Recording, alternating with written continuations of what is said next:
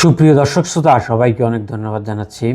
আজকে একটা গুরুত্বপূর্ণ বিষয়ে কথা বলবো, সেটা হচ্ছে অনেকে একটা বিষয় জানতে চায় প্রায়, যে সেটা হচ্ছে যে কেউ যদি আমেরিকায় গিয়ে সে যদি আমেরিকার গ্রিন কার্ড হোল্ডার অথবা আমেরিকার সিটিজেনও না হয়, মানে সিটিজেনও হয় নাই, কিন্তু সে কি বাড়ি কিনতে পারবে? এটা সহজ সরল উত্তর হচ্ছে হ্যাঁ, আপনি কিনতে পারবেন। তবে এখন আরেকটা গুরুত্ব, অ্যাট দ্য সেম টাইম আরেকটা জিনিস জেনে রাখা ভালো, যে ধরেন আপনার আমেরিকায় একটা বাড়ি কিনলেন, কিন্তু এটার মাধ্যমে আপনি কোনো মানে ভিসা সংক্রান্ত বা ইমিগ্রেশন বা ইমিগ্রেন্ট সংক্রান্ত কোনো ফেসিলিটিস আপনি বাড়ি কেনার ফলে পাবেন না। এটা হচ্ছে সহজ সরল কথা।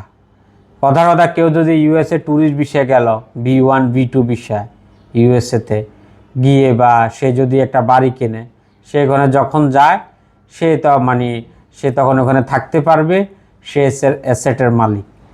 এমন কোনো ল নাই এখন পর্যন্ত, যে আমার জানা মতে, যে এটা এবারে ট্যুরিস্ট যারা আছে তাদের, বা যারা গ্রিন কার্ড হোল্ডার বা সিটিজেন, তারা ব্যতীত অন্য কেউ বাড়ি কিনতে পারবে না, এমন কোনো রুলস নাই। তবে সবাই ওটা কিনতে পারবে। তবে ধরেন আমি যে কথা বললাম, যে ধরেন আপনার একটা বাড়ি আছে, ওটা দেখিয়ে আপনি কোনো ইমিগ্রেন্ট সংক্রান্ত কোনো সুবিধা পাবেন না। এখন কোশ্চেন হচ্ছে আপনি ওটা কিভাবে, কার মাধ্যমে কিনবেন?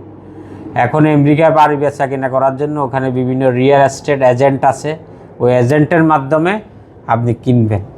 এখন আপনি গুগলে চার্জ দিলে যে এলাকায় আপনি বাড়ি কিনতে চান, ওখানে বিভিন্ন ধরনের লিঙ্ক আসবে উত্তর এলাকার বিভিন্ন রিয়েল এস্টেট এজেন্টের।